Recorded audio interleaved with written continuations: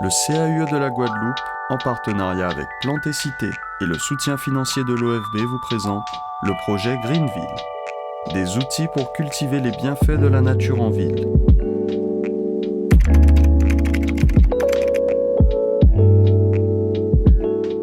Que fait un bœuf attaché sur un rond-point ou un terrain vague? Un débroussaillage naturel. Cette pratique ancienne est aujourd'hui appelée éco-pâturage. Mais l'entretien des espaces verts est désormais bien plus mécanisé et standardisé.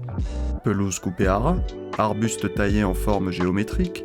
Dans l'entretien des espaces verts, il est question de maîtriser la croissance des végétaux et de donner une impression de propreté ou d'austérité. Car sur une palette végétale déjà limitée dans la majorité de nos espaces d'agrément, ce type d'entretien réfrène le développement végétal.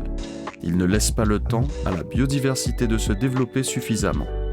Plus regrettable encore, il entretient la dynamique de prolifération de certaines espèces exotiques envahissantes. Il faut alors intervenir d'autant plus souvent, alors qu'elles pourraient être remplacées par d'autres plantes plus appropriées. En définitive, ce fonctionnement reste contraignant et coûteux, pour le gestionnaire comme pour le contribuable.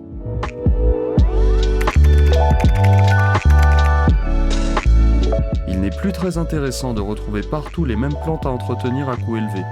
Avec la gestion écologique des espaces verts, nous acceptons un développement plus libre de la végétation et choisissons des palettes végétales locales et variées.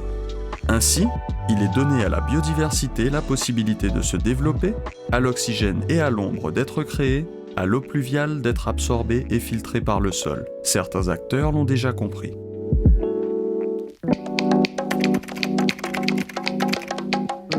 Cette opération d'embellissement, elle est l'occasion d'initier un certain nombre de techniques et notamment la gestion différenciée. On commence par éviter de faire de l'entretien systématique. Donc on laisse pousser la végétation, on la laisse un peu se développer, on essaye de réduire les interventions. On multiplie le nombre d'espèces sur les espaces. On choisit des espèces qui sont plus résistantes aussi et qui n'auront pas besoin de beaucoup d'interventions. On fait des interventions sur les arbres pour faire de la taille de formation. Cette taille de formation pour conduire l'arbre et pour qu'il puisse se positionner dans l'espace et ensuite réduire le plus possible les interventions. Et laisser pousser notamment les espèces à fleurs qui ont une croissance plus lente et qui vont se développer au détriment, on va dire, des graminées qui ont une croissance beaucoup plus rapide, mais qu'il faut tailler régulièrement, souvent, etc. Avant la plantation, nous faisons un apport d'amendement. Donc le choix des espèces, il a été fait en fonction des lieux. Bon, c'est vrai que ce sont des plantes indigènes, mais aussi des plantes en fonction des lieux où sont les plantations. Nous avons au Sud-Bastère, nous allons dire on va privilégier tel végétaux par rapport au Sud-Bastère.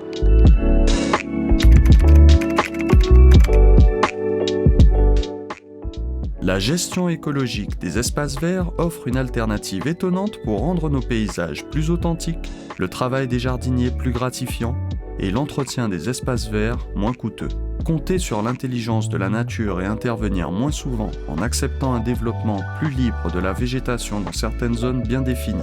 Qu'il soit jardin, parc, trottoir ou accotement routier, l'espace vert est partagé pour accueillir les humains d'une part et une biodiversité plus abondante par ailleurs.